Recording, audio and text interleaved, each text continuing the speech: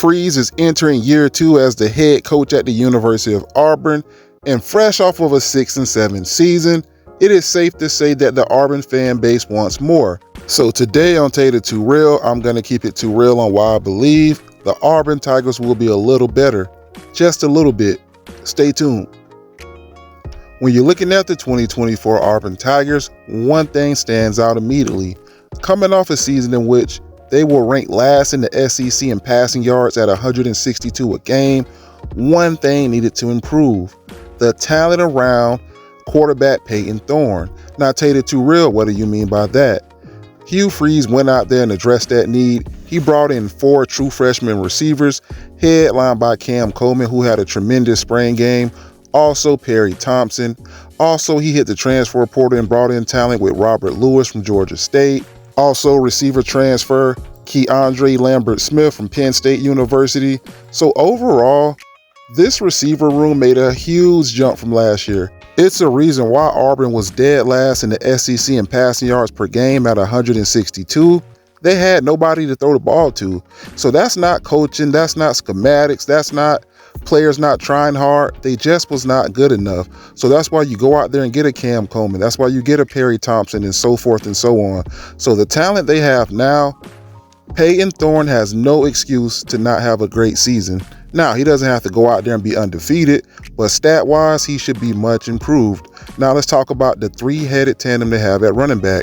Headlined by Jaquez Hunter, headlined by Damari Alston, also Jeremiah Cobb. We all know that Jaquez Hunter is going to get the bulk of the carries, but Jeremiah Cobb and Damari Alston will all get a lot of playing time. I was watching a lot of Hugh Freeze spring interviews, and it just looks like he's going to be a lot more involved on the offensive side of the football. He kept talking about that throughout the spring, how he wants to open up the passing game. He wants to be more balanced instead of more predictable, because if you have no passing game, teams are just going to load the box and shut off the run, and you're kind of one-dimensional and you're kind of predictable. So he mentioned that in his spring interviews. But let's talk about the offensive line. Percy Lewis, offensive tackle from Mississippi State, will look to man up one of the tackle spots. Also, they have Connor Lew at center, and they have Xavier Miller at the other tackle, who is a force. So as far as offensive line play, they will be much more improved on that side of the football. They have 3 guys who can potentially play in the NFL someday. So not only will Auburn have a much more improved receiver room, they're going to have a much more improved offensive line unit as well, and that bodes well for the passing game. Now, before I move on to the defensive side of the football, I would like to mention this. According to 247sports.com, the Auburn Tigers finished number 8 in the latest recruiting rankings for the 2024 class, and they're currently sitting at number 5 for the 2025 class. So Hugh Freeze is slowly building the roster so they can compete in the SEC. Now let's talk about the defense. The biggest area of need, in my opinion, was the defensive line unit, and boy did Auburn address that. They brought in players via the high school ranks in the 2024 class like Jamonte Waller, Malik Benton, and also TJ Lindsey.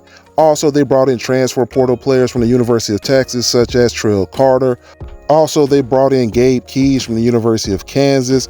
Also, they brought in Kyron Crawford from Arkansas State. And at cornerback, they have 2 pretty good corners in Kyan Lee and Keontae Scott. So overall, this Auburn team is going to be very, very talented on defense. Will it be enough to win 8, 9, 10 games? I'm going to get into that prediction at the end of this video.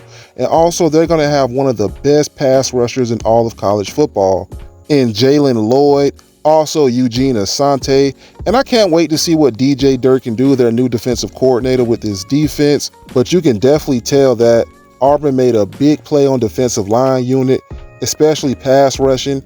Also, they addressed the offensive line, because we know one thing: in order to have success in the SEC, you have to have a solid line of scrimmage offensively and defensively, and Auburn has definitely addressed the O-line and D-line, and I cannot wait to see how it turns out. Now, let's talk about their schedule and how I think they're going to do this season. The 2024 Auburn Tigers will kick off the season August 31st versus Alabama A&M. Then they will go on to play teams like New Mexico and Cal, to name a few. But I do believe they're going to lose against Missouri. I do believe they're going to lose against Georgia. I do believe they're going to lose against Oklahoma, also Alabama, and Texas A&M. So I'm going to say this right now. I believe Auburn's going to finish 7-5 at worst, 8-4 at best. Either way, it will be an improvement from last season because I do believe Hugh Freeze is doing a good job in building this team. He just needs more time.